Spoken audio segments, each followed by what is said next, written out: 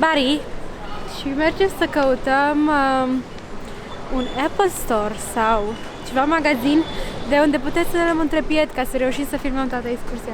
Un Gorilla Pod. Un Gorilla Pod, scuze. Un fel de trepied cu biluțe. Deci, corect spun. E trepied, da? No, se E zice Gorilla trepied. Pod. Gorilla Pod, scuzați-mă.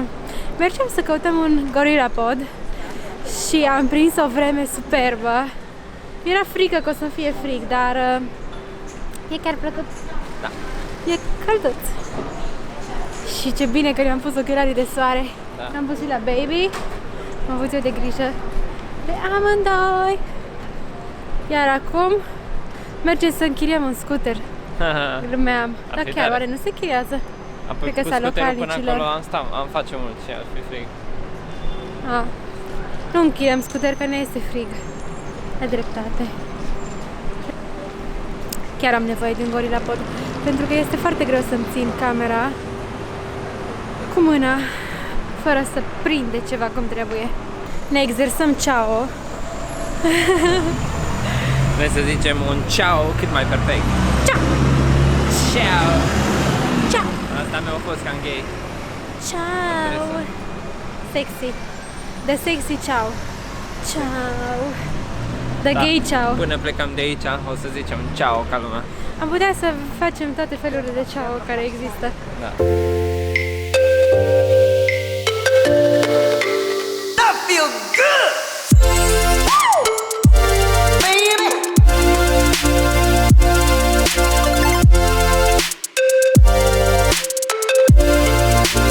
That feel good.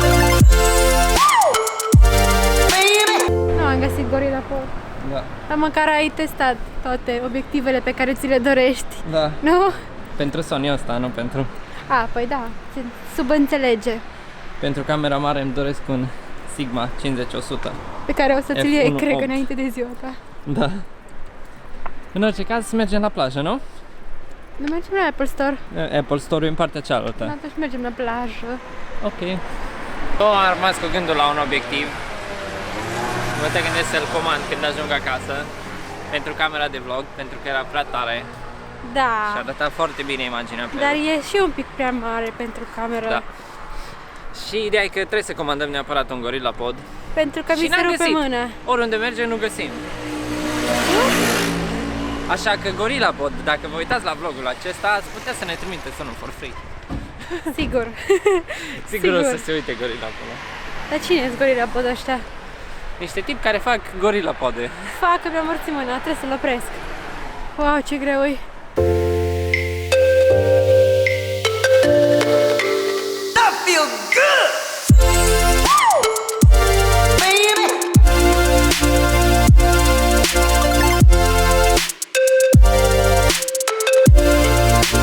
That feel good.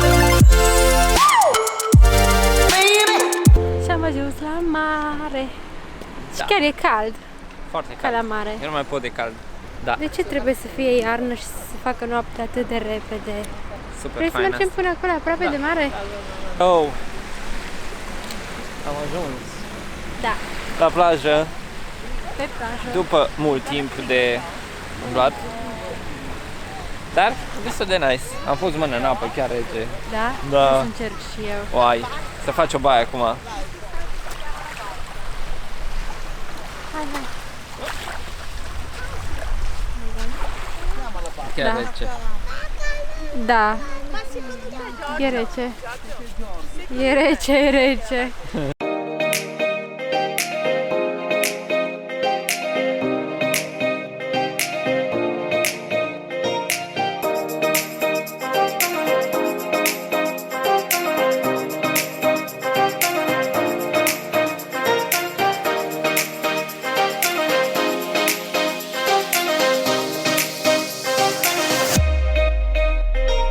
Îmi plac plimbările pe jos.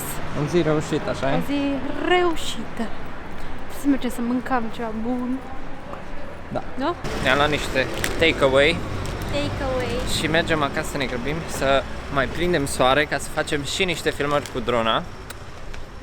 Pentru că drona e un pic cam mare și n-am vrut să o cărăm după noi. Pentru că Având nu în mai vedere ai că rucsac. nu mai am Trist. rucsac, exact. Faină e geanta aia. claciul ăla. Da. Nice. Papucii nu drăguț. pot să zic, dar geanta. Papucii schicioși, dar geanta e faină. Cred că Da, ne tot oprim la așa. prea multe magazine. Nu o să mai zburăm cu Așa drone. mai răruț. Da. Există chestii. Io, ce fain e paltonul ăla. Mai. Am ajuns înapoi la cazare, mai exact pe balcon. Mă aduce niște scaune. Deci amândouă trebuie să le aduc Pregătim eu. aici micul dejun. Prânzul, da, ce prostă.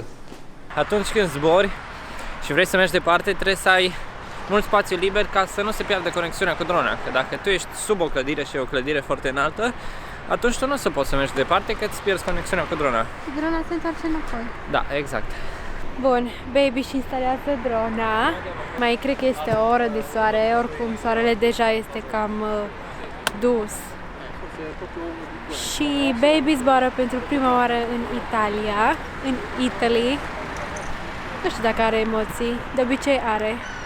Și îmi dau seama de asta când îl văd că îi tremură degetul pe telecomandă și foarte drăguț.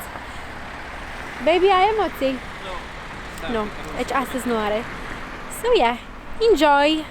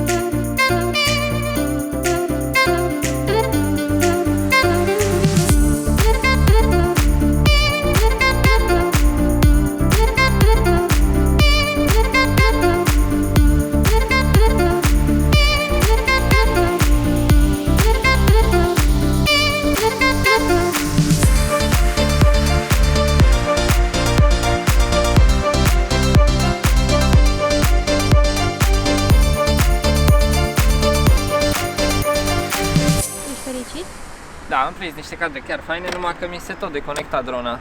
Nu știu de ce. Pierdeam semnal într-una și se întorcea acasă. Mai super aiurea, adică nu știu de ce. Și ce poți face? Nu prea ce să face. Am avut un pescăruș kamikaze care se tot băga în față. Serios? Da. Poate a văzut ceva de plescăit în fața camerei, în fața dronei Poate și îmi vrea băga să... drona în apă. Eu... Ce coșmar ar fi, dai seama? Dar dacă îți lovește drona, drona nu se poate redresa. Nu, o să cadă în apă. Sunt papagale acolo sus. Îi auzi? Îi aud, dar nu-i văd. Păi fac acolo. Sexy time. Papagal năzdrăvan. Păi nu. Baby are el un film în cap cu drona printre palmieri. Și vom vedea ce iese. Sper că ceva nice. That feel good! Baby!